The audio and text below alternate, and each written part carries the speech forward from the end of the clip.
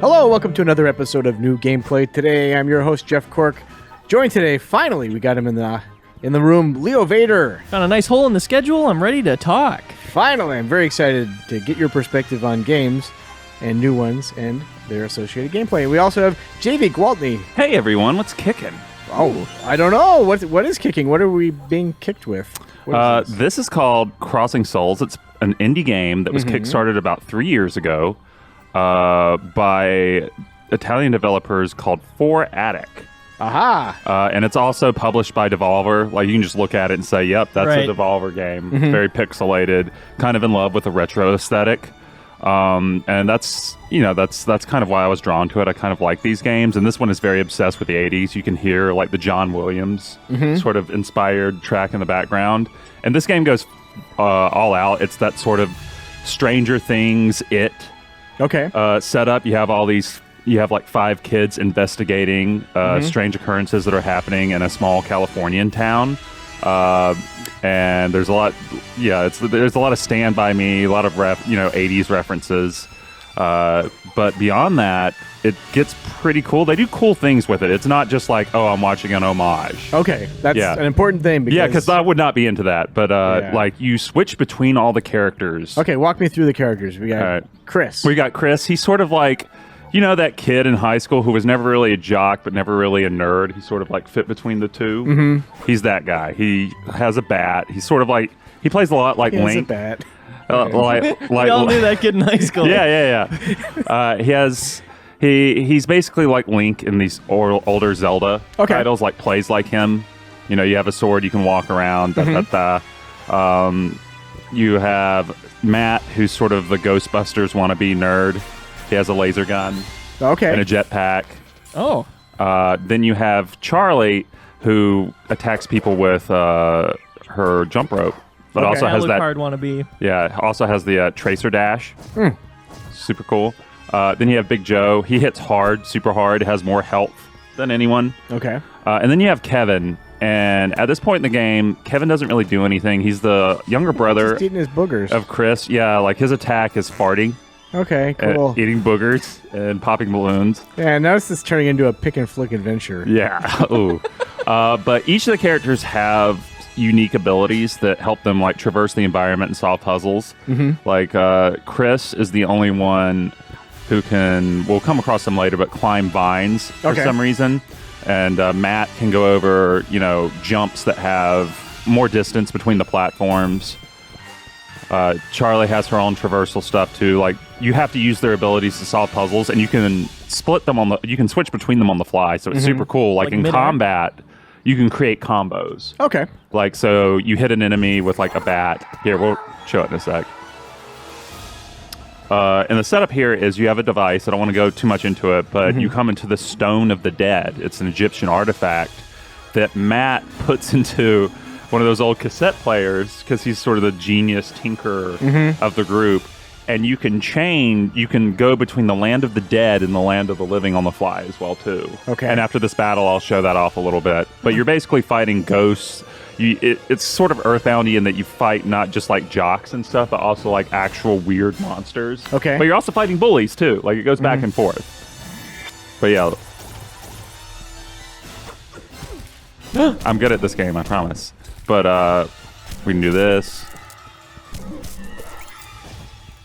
And do they share a health pool, or each one has their own health? No, each one has their own health. Oh, that's right, because Big the hearts. Joe, he's got the most. Yeah. And there's a stamina bar between that for your abilities that recharges pretty quickly. Do they recharge health when they're not in use, or do you have to eat lollipops? You have to eat candies or find health in the environment. Okay. It's pretty generous, I feel like. Yeah. At least, I'm about 4 hours into the game. Oh, get out of here, Kevin. Come on, Kevin.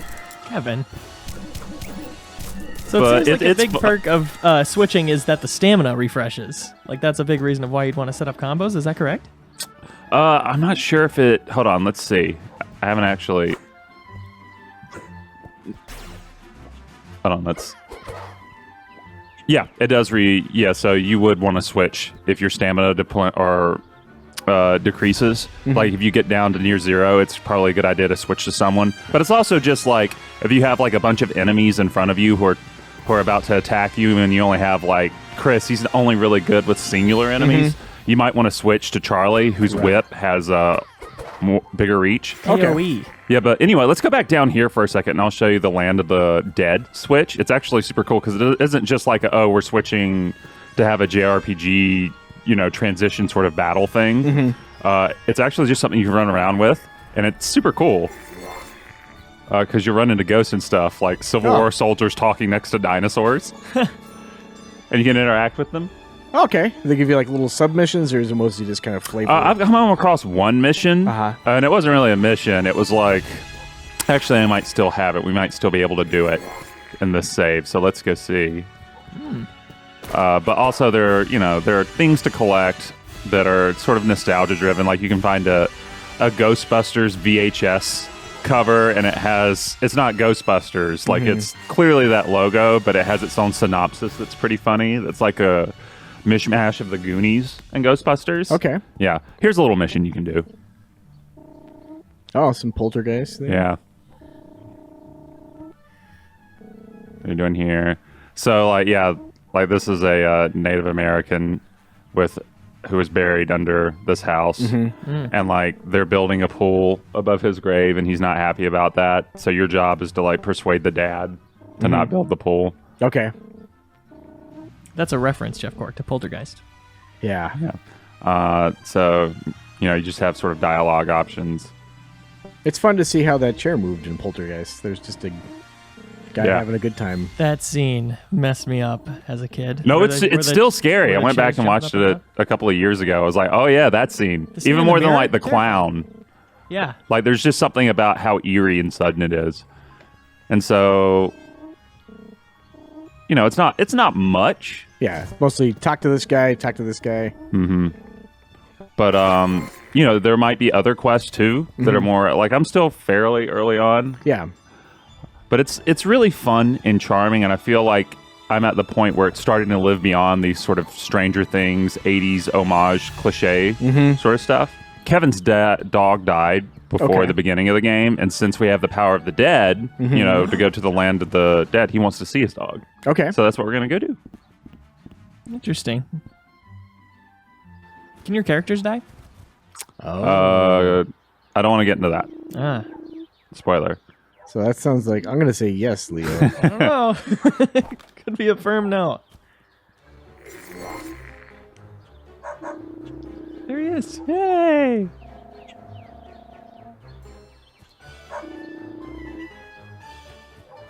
I think I prefer the in-game faces over the slightly more detailed pixelated versions. Yeah. That's my hot take. It's a good take. Thank you. I'm a fan of this take. All It right. looked like all those people ran into the doghouse, but I don't think that's what happened. No. So Kevin has no abilities so far. He hasn't come in So handy. far, he has no abilities.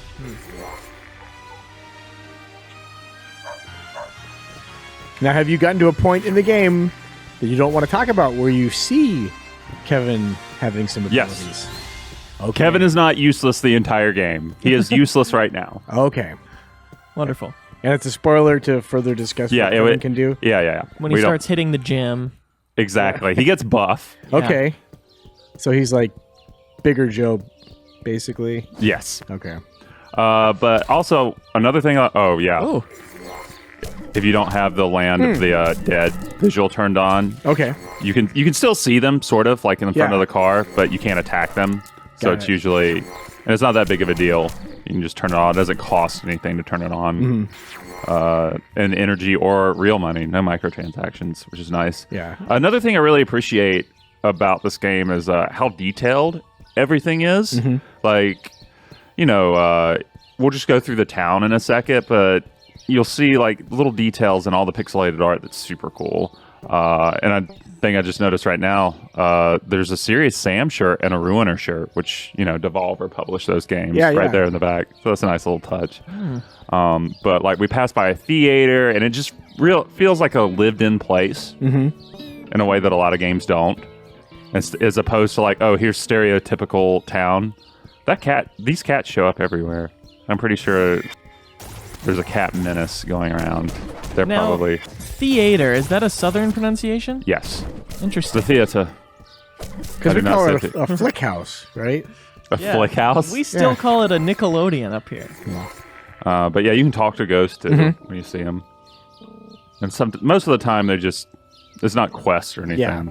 So is there an upgrade path for characters? Like, will Charlie's jump rope have a larger area of effect or get more powerful? I have not run into any of those yet. I haven't talked to this guy. I have not run into any upgrade path stuff yet. That doesn't mean it's not in the game. Okay. Because I don't know how long this game is. I mean, I feel like I put in, about 4 hours, and I haven't come across any of that.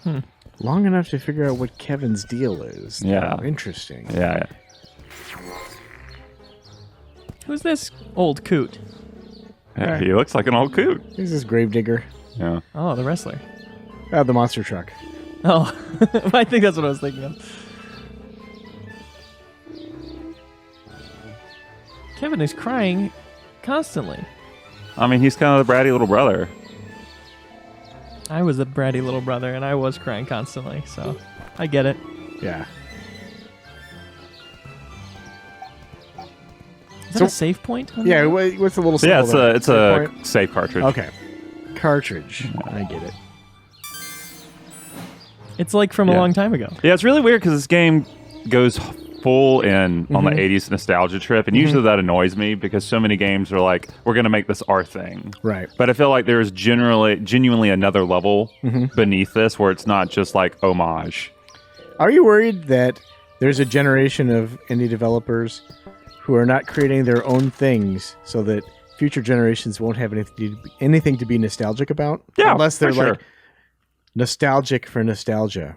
Do you think that will be a thing? Yeah. No, I worry about nostalgiaception. Yeah. Like, it's very strange. But I think that's also one of the reasons I like this game is it's like the branching between characters or the splitting off between characters to solve puzzles and stuff doesn't make it feel like it's like, oh, here's another platformer, sandwiched inside some 80s stuff. Okay. Like, it's actually a genuinely fun game. Yeah. Like, the combat's fun and the platform puzzles and it also knows when to switch it up. Like, not to have a huge spoiler, but later on there's like a chase scene that sort of emulates the E.T. bike scene. Okay. But it's presented as a rhythm game. Oh, cool. And so the game just does that. Like, it'll jump between modes constantly. Okay. So you're not doing the same thing too often, and I really like that excitement that goes along with it. I saw a trailer for the game, and it looked like there's a scene reminiscent of Stand By Me. So that doesn't really add anything to this conversation, but... Oh, yeah. Yeah, I know which scene you're talking about. That's already happened at this point. Oh, okay. Yeah. But, So these guys will keep coming until, like, what is triggering them? Is there, like, a... it's just a random point. Okay. So they're all dead. Okay.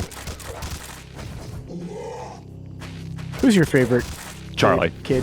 I feel like just because I like speedy, roguey kind of characters, and she has weaker health than the other characters do, but I really like that wide range whip attack. Yeah.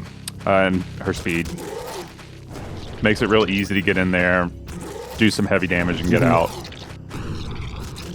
Reminds me of like the whip character from Bloodborne. Yeah, yeah. Yeah. So, like, when you're exploring the town, are there things you can interact with it, or is primarily just kind of like walking through a museum? It's a little bit of both. There are definitely people you can interact with, and there are things that you can interact with. Like, there's a fortune teller outside of like one of those carnival fortune telling machines. Big. Yeah. That it's the big thing that you can interact with, and it'll tell you your fortune and stuff. But it's the best way to think about it is like point and click adventures, or even like Thimbleweed Park, where like the reward is like getting very funny like lines or seeing cool, cute animations. Okay. But no, there are no like gameplay really like incentives, if that's what you're asking. Okay. Oh yeah, they're like custom made tracks too. All right. Yeah.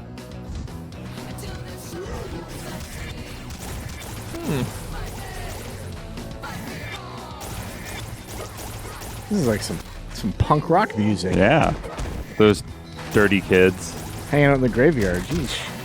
So can you shoot that boombox to stop it? I don't think so. Maybe. Let's check. That's not a commentary. I'm just wondering, like, it's... Yeah, I tried. I couldn't hit it. See, Joe just knocks the crap out of him. Yep. He hits like a life bar. Yeah, if you need stuff done, you call on Big Joe. No, Kevin. Get out of here, Kevin. Is there a way to like permanently deselect him No. in the options menu? Nope. You're just stuck. Yeah, with that's kind of another weird thing. Is like there's only one way to progress down the character selections, so there's no way for me to like hit R1 to tap back to Chris. You can't go left and right? Yeah, you can't go left and right. Odd. Yeah, it's real weird. I'd say it's interesting, but I mean that's dumb. Yeah, that's real dumb. That's one of the things bad. I don't like. Okay. Yeah, I mean it's also totally possible I'm just missing the button. Okay. Yeah. Yeah, there are a lot of buttons on that controller. Let's see. Because maybe you are dumb and bad, JV. Like maybe. So- Like how's this up for debate? Okay. Yeah, it looks like that's the only way to do it. All right. Excellent. Well, what do you think, JV? You think this is a good look at the game? Is there anything else you want to show us? Let's see if there's anything interesting right here. Good timing, right? Yeah, good timing. Actually, no. This is another fight. Just kidding. Just kidding. Yeah, we can close out here. Okay, But this is a perfect. pretty fair look at what you can expect. It's more than this. There's like I was talking about that rhythm section earlier. Yeah. There are puzzles and stuff, but like for the general vibe of the game, especially aesthetic wise, like it's this. Cool. It's pretty on like full on nostalgia trip, but there's something beneath it, something that I'm really enjoying right now. I'm all about that. There's some substance behind the nostalgia play. Let's do this thing. Yep. All right. Well. All right, JV, thanks so much. Leo, it goes without saying. Of course. And thank you for watching. Bye. Bye.